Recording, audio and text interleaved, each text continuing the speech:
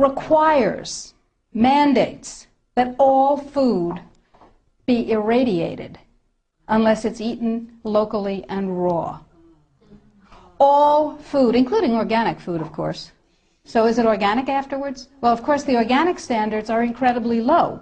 The organic standards allow a farmer to use veterinary drugs, including growth hormones, antibiotics, etc., on animals, and then at his whim reclassify them as organic. But farmers are our friends, and they would never do that, right? Right. Codex sets limits for the dangerous industrial chemicals that you can have in your food. And the limits are incredibly high. Go to Codex Alimentarius, do a Google search, and look, there are drop-down menus at the top of the official Codex page. Look at the toxins and the veterinary chemicals and the levels that are set. They are terrifying to me, terrifying. The names of the chemicals that are permitted and the amounts of the chemicals that are permitted are terrifying to me. Why am I terrified? Well, perhaps I'm just a cowardly person. It's possible. Think about this. In 2001, 176 countries, including the United States, got together and they said there are 12 really bad organic chemicals. They're called POPs, persistent organic pollutants. There are a lot of them, but there are 12 that are so bad that nobody could disagree that those 12 POPs had to be banned worldwide. 9 of the 12 worst organic chemicals known are pesticides, not surprisingly, because they kill things. And, of course, we have many processes and enzyme systems that are very much like insects and other pests, so they're not too good for us. But Codex has different ideas. Codex has brought back seven of the 9 forbidden POPs that 176 countries banned worldwide. Dieldrin, aldrin, hexachlorobenzene. And the food that is imported from other countries that contains these substances cannot be stopped at our borders, because otherwise it would be, God forbid, a trade violation.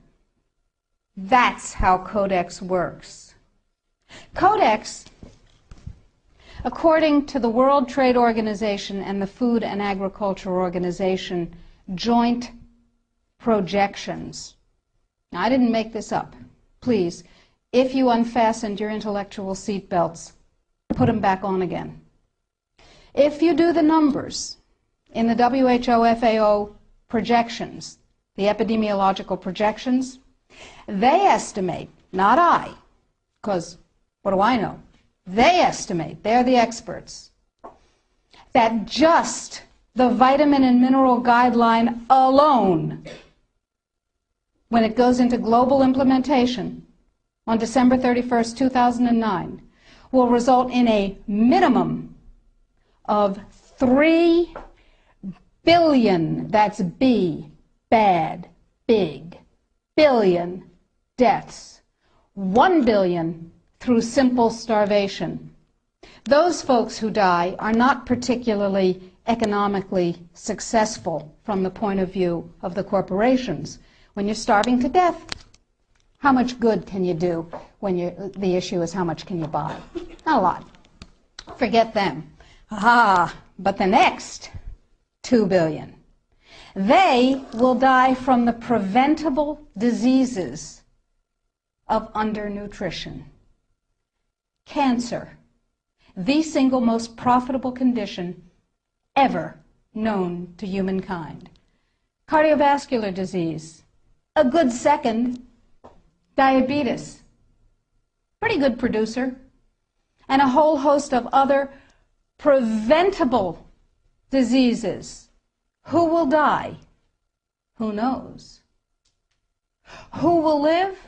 Probably those people who are wealthy enough and powerful enough to have their own pushers of clean food and nutrients. That's who will live. You and I?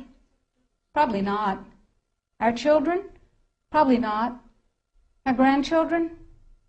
Probably not. So we're talking about food regulations that are in fact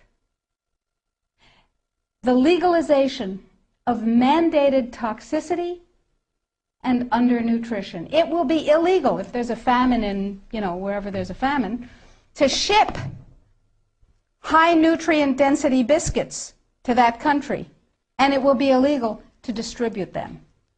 That's what we're talking about. Codex is big and it's bad, but it's not invulnerable. So the point is that we have to protect ourselves, and I believe that we have to regain global leadership, which we have lost, surrendered, squandered, sold. No global. No, we have. We have sold. Just joining the World Trade Organization surrendered our sovereignty. However, parenthetically, I have a team of constitutional lawyers looking at the following question: are we members of the WTO? Because if you remember from high school civics, the way you get a treaty to be a real treaty is to have it ratified by a 2/3 majority of the Senate. And the way we got into the WTO was they passed a law allowing Bill Clinton to fast-track us into the WTO. That's not a treaty. We are not in the WTO. All right. Now, that's a piece of the battle. Tell George. We will tell George, but I don't think he's going to be relevant by the time we tell him. So that's a piece of it, but that's not going to save our lives right now, because do you know, picture in your mind a wasp or a bee trap where the insect voluntarily goes down the funnel and then can't get up out of the trap again? That's Codex. A regular law can be overturned, it can be repealed, it can be corrected by another piece of legislation. But once we become Codex compliant in any area, as long as we're members of the WTO, it can never be repealed, because we have lost the sovereignty to become un-Codex compliant as long as we're in the WTO. So it's like going down that funnel and not being able to get up out of it. So it's very important that we make sure that we do not become Codex compliant